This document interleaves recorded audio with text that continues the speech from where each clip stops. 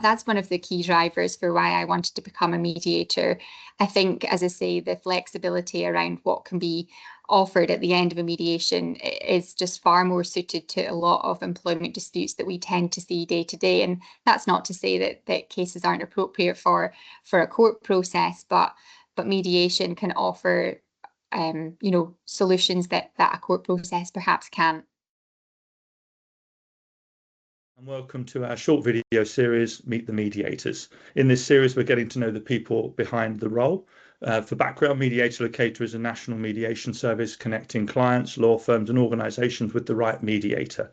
This series is a great way to see the human side of mediation and why choosing the right mediator can make all the difference. So let's get started. Today, I'm delighted to be joined by Jemma Forrest of Anderson Strathern. And the first question to you, Jemma, if you could give us a little bit about your professional background and the path that led you to where you are today. Yes, thanks, Stuart. So I'm an accredited specialist in employment law. As you say, I'm working at Anderson Strathern. And as an employment lawyer, I provide strategic advice to businesses on people-related matters, aiming to find practical and workable solutions. So, of course, part of that involves using mediation. I became involved myself in representing clients at mediations at quite an early stage in my career, which allowed me to really see the benefit that it can bring. And as a result of that, I wanted to train as a mediator myself to utilise those skills for my clients and also contacts.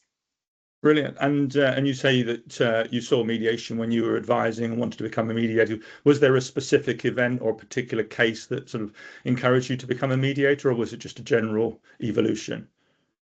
I would say it was a general evolution, because for me, I think you can find a really workable solution for both parties, particularly in the employment context. And I think during the process, there's a real sense that the parties feel like they've been listened to and they've been given the opportunity to air their concerns and feelings, which I think is a real benefit to the process that shouldn't be overlooked.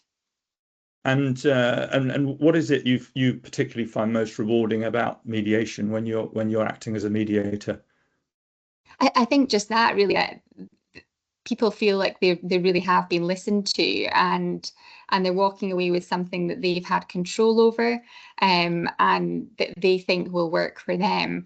I think that control and the power really being in their hands is something that is really helpful, and I do think that's really rewarding as a mediator as well. And I guess it's quite a satisfying feeling, isn't it, when you get to the end of the day and hopefully you've got a resolution and you sort of see the peace dividend that the parties experience. Absolutely, yeah, absolutely, yeah. And hopefully that the long term, the longevity of that as well. Okay, great. And you talked about your employment practice.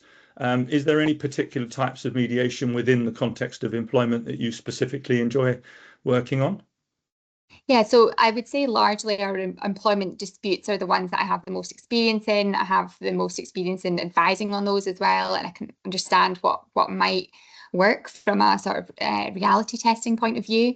I think those sorts of disputes can be the most challenging, particularly when there are personality clashes, but they, I think, are the most rewarding when you can reach a resolution.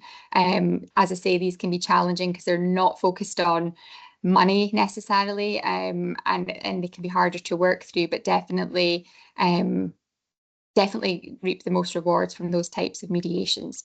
Okay. And you're obviously a fan of mediation. In your experience, what do you think's the biggest benefit of mediating disputes, particularly in employment, for example?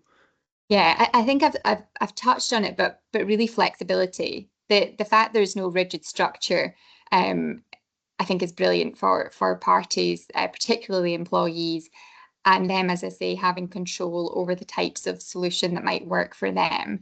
That really works well in cases of employment where there's an ongoing employment relationship, and there's really a motive to try and preserve that relationship. So there is that amazing flexibility that other processes to resolve disputes doesn't offer in the way that mediation does. And I do think that's a real benefit of mediation.